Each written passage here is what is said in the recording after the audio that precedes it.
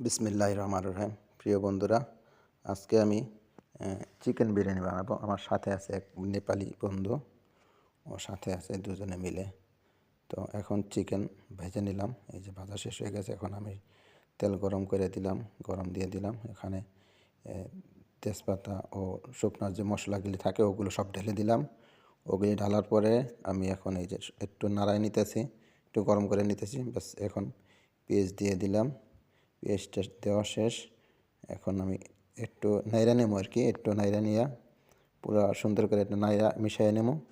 মিশিয়ে নেওয়া হলে নেওয়ার সাথে হয়ে গেলে আর কি, মিশিয়ে নেওয়া হয়ে গেলে এখন মোটামুটি মিশানো শেষের দিকে। বেশ সুন্দর একটা মিশানো হয়েছে। একটু লবণ দিয়ে দিলাম যাতে পেস্ট একটু নরম হয় আর কি, তাড়াতাড়ি। তো দিলাম। এখন দিয়ে দেবো গিয়া কাঁচামরিচ। এখন কাঁচামরিচ দিয়ে দিলাম।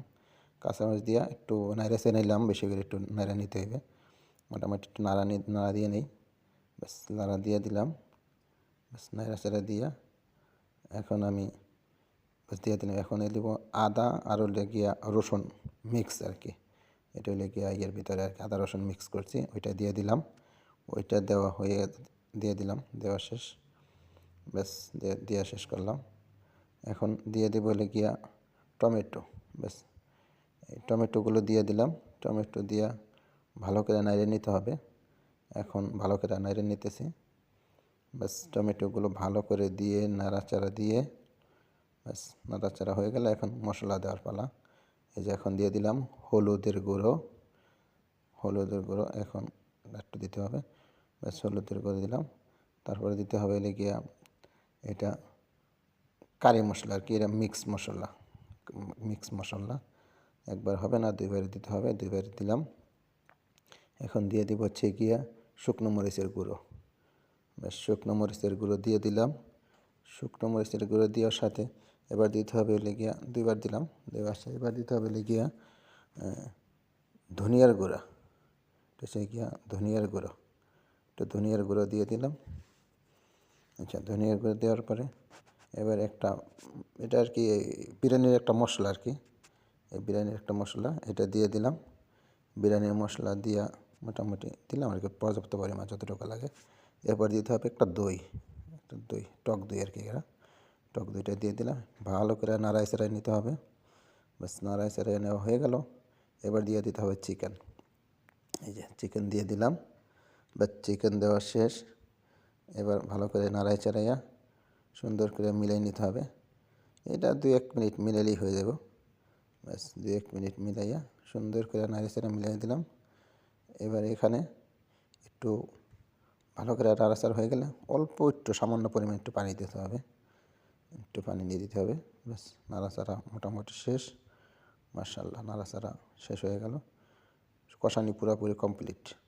এখন হালকা একটু পানি দিতে হবে। আমি এবার ওদিকে এই যে ভাতের ইয়াটা ঠিক বসাই দিলাম। এই যে নাড়াচাড়া দিয়ে কমপ্লিট করে দিলাম। শেষ। এটা নাড়ার আর কোনো কাম নাই। এখন একটু পানি দিতে হবে। চামচটা রেখে নিই। এই যে এখন একটু পানি দিয়ে দেবো। এই যে পানি দিয়ে দিলাম। ব্যাস পানিটা দিয়া একটু গরম করলাম। ব্যাস এবার এই যে চাল দিয়ে দিলাম।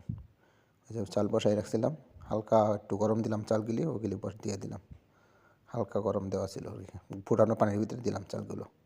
ব্যাস চালগুলো দিয়া সুন্দর করে চালগুলো পুরো পাতিলে দিয়ে দিলাম। ব্যাস এইবারে কোনো কিচ্ছু করা দরকার নেই। ব্যাস উপরে একটা পেপার দিয়া ঢাইকা দিয়ে দিলাম। ব্যাস ঢাইকা রাইখা দিব 15 মিনিটের জন্য। ব্যাস ঢাইকা রেখে দিলাম। ব্যাস 15 মিনিট পরে আমরা এদিকে সালাদ মালাদ কাইটা সব রেডি করলাম। এই যে এখন আমরা খাওয়ার জন্য তৈরি। এই দেখি কী অবস্থা। মাশাআল্লাহ সুন্দর একটা কালার আসছে। ব্যাস এই যে প্লেটে নিয়ে নিলাম। এবার এই যে আমরা এখন খাওয়া শুরু করবো ইনশাআল্লাহ। আমরা 3 জন, একজন, এই যে 3 জন। মাশাআল্লাহ। ওকে ভাই, সালামু আলাইকুম ওয়া রাহমাতুল্লাহি ওয়া বারাকাতুহু। এটা হচ্ছে প্রবাসীদের খানা, প্রবাসীদের রান্না। একবেলা রান্না করে দুবেলা খাই।